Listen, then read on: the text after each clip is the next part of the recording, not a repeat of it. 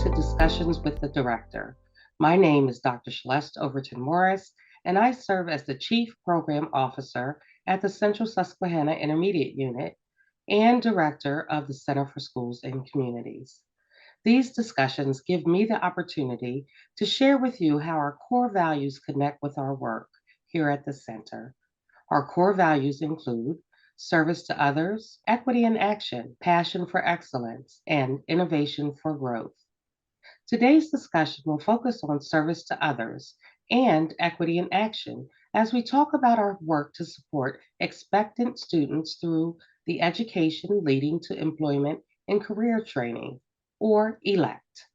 Today, I am speaking with Nichole Fisher, Youth Development Coordinator. Welcome, Nichole. You, Shileste. The Education Leading to Employment and Career Training ELECT initiative is a joint initiative supported by the Pennsylvania Department of Education and funded by the Department of Human Services. It began in 1990 and provides expectant and parenting teens with resources, tools, and services designed to foster self-sufficiency, build healthy relationships, obtain a high school diploma or its equivalent, and support goal setting. One of the reasons I'm excited about highlighting the ELECT program today is because it is one of the first programs that the center took on in its early inception. So, Nichole, can you tell me what is the primary goal of ELECT and how many programs are there across the state? Yes, thank you, Shileste. And first of all, I just want to thank you for doing this today. I'm very excited to be sharing about ELECT. The primary goal of ELECT is to help students overcome the challenges of parenting as a young person and to achieve self-sufficiency in today's economic climate. We really just want to get them to graduation, whether they're career focused or college focused. Currently, we have 25 programs across the state of Pennsylvania. Thank you for that. Can you talk about the challenges you are seeing among ELECT programs and how are we at the center helping to address them? Absolutely. So currently, it's very timely actually that we're having this conversation. Many of our current ELECT students were in late elementary school or early middle school when COVID hit. The result of that is that we have a lot of learners who are really struggling with their mental health, socialization, of course, and the structure of being in brick and mortar schools. Truancy is a big issue that we're dealing with. Many of our students are already struggling with attendance or were struggling with attendance prior to COVID.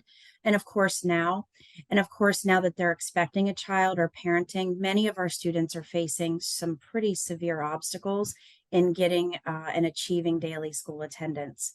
A lot of kids opt to not go to school in person. Many of our students who are expectant or parenting often will choose to switch to cyber schools or even to pursue their GED or high school equivalency.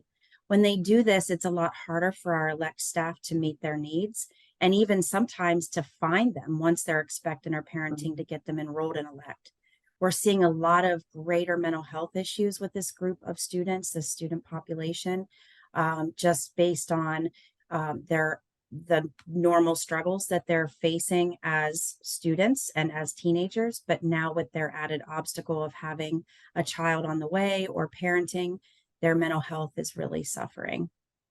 Well, certainly pregnant and parenting teens, as you said, do face a number of challenges around transportation and childcare, and the truancy all being related to that. And I think we'll continue to see the impacts of COVID far into the future. So thank you for sharing that part. Absolutely. Can you talk about the documented outcomes of the ELECT program? When teenagers become pregnant, their odds of making it to graduation drop nearly 40 percentage points below that of their non-parenting peers. This is according to data cited by the Center for Disease Control and Prevention. According to the most recent data available, only 51% of teenage mothers complete their high school diploma by the age of 22. In that the ELECT data, we track their graduation rate, their school attendance, their grades by GPA, program retention, and their subsequent pregnancy rates for each individual program, and of course, statewide.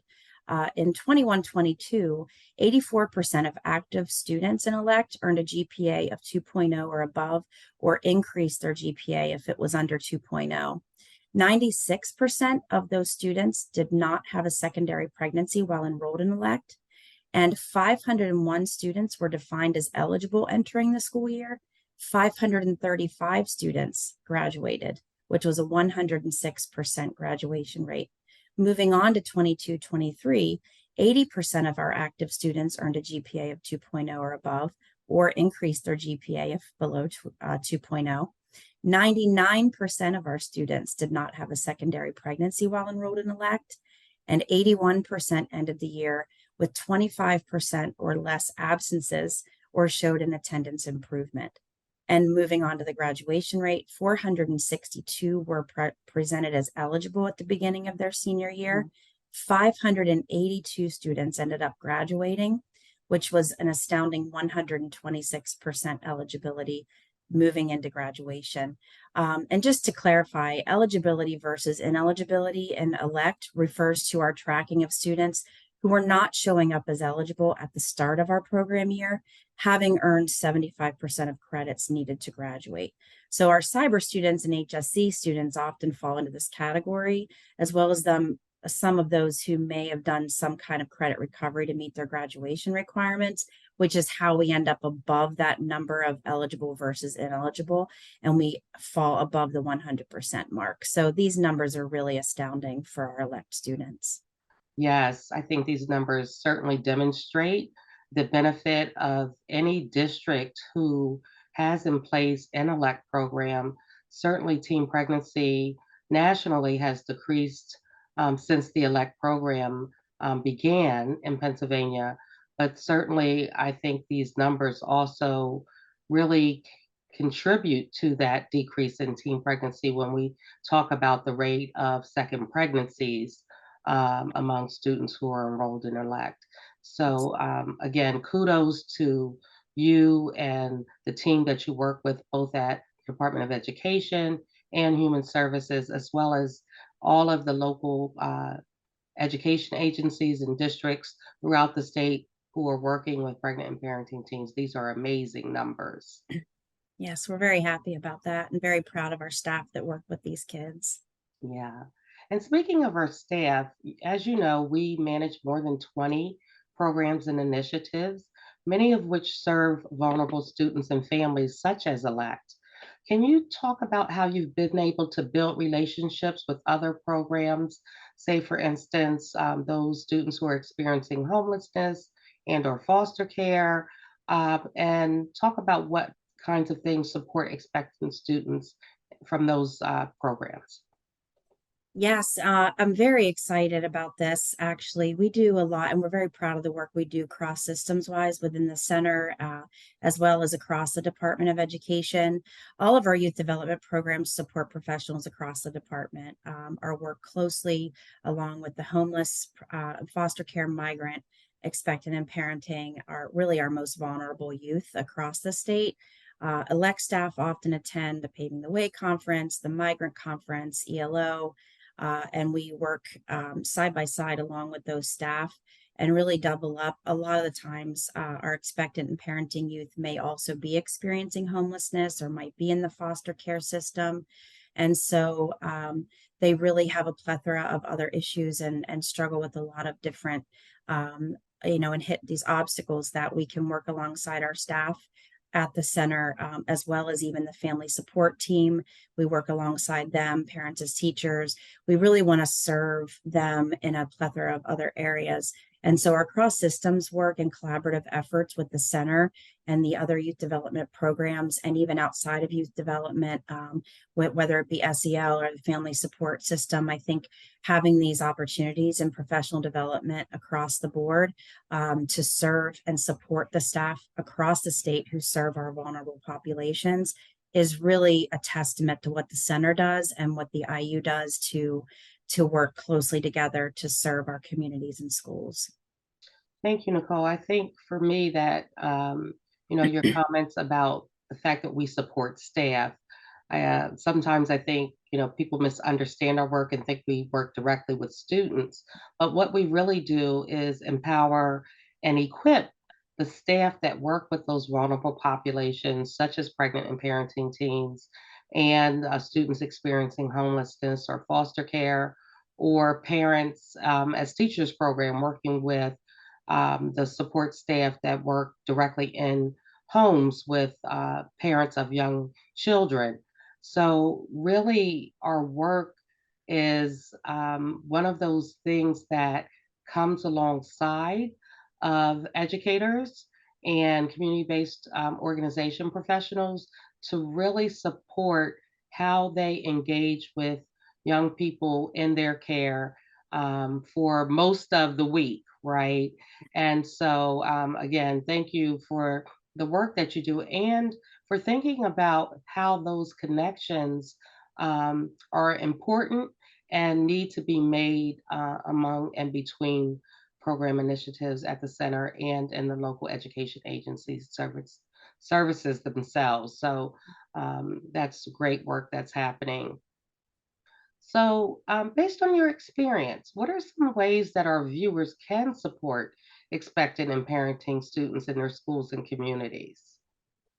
Yeah, so I think, and for me, I believe truly and wholeheartedly that the best thing that we all can do is just connect, refer students in need of elect services or really any of the youth development services, provide resources to our programs related to supporting expectant and parenting students, whether it be at home, at school, in the community. Provide opportunities for learning and skill development to help prepare our students for the workforce. Really, college and career readiness is key. I believe that advocacy for both the youth, but also the staff who serve them is absolutely at the root of what we do. So, for example, I presented a session last year at the National Dropout Prevention Conference, and it was entitled Real Talk, Building a Community of Support for Expectant and Parenting Students. And this was focused on what expectant parents need from schools and communities. And the question really is, how do schools and communities come together to support our expectant parents? And instead of operating independently in silos, how can we come together to support our students and to really build a support plan as part of a team? And I think of this almost like an IEP that's developed for a student who has kind of these special needs in order to be successful. All students can be successful, and the same goes for our expectant and parenting students. Just like any others, they just need some additional supports to get there. And so instead of us all operating in silos, let's join forces, come together so that we can all give them the support they need to be successful. Rather than duplicating efforts, I think working together is really the best option. And so I think that elect programs, kind of building from the bottom up, we could really introduce this concept into our schools. And I believe that contacting your local elect program to learn more about how to support their programs, whether it be in the community or in the schools, and find ways to coordinate these services in the community. Advocating for these students is the best thing that we can do, and supporting the staff who serve them is definitely going to make a huge difference in the world of these students and what they need from us. Well, thank you, Nicole. First, let me say how super excited and proud I am that you are sharing the work that's happening here in Pennsylvania, specifically at the center, with the rest of the country. I am sure that the information that you shared was helpful, and hopefully, we'll see some replication of best practices because of your sharing at that national conference. And I do think, as you shared, that mentoring, right, providing opportunities for people to mentor pregnant and parenting students is critical for communities to come together and be better, right? So the more we can, as community members, engage with pregnant and parenting teens, share our expertise and knowledge, whether it's cooking classes or driving lessons or just sharing your own personal wisdom and experiences in terms of parenting. I'm sure local elect programs would love to have volunteers to come in and do that. So, as Nichole said, please feel free to reach out to us here at the center, and we can put you in touch with some local programs. So, I hope you learn more about CSC and how we live our values today. And I encourage you to visit our website and YouTube channel for more information. Thank you so much, Nichole, and keep up the great work. Thank you, Shileste, and thank you to everyone listening. I appreciate it.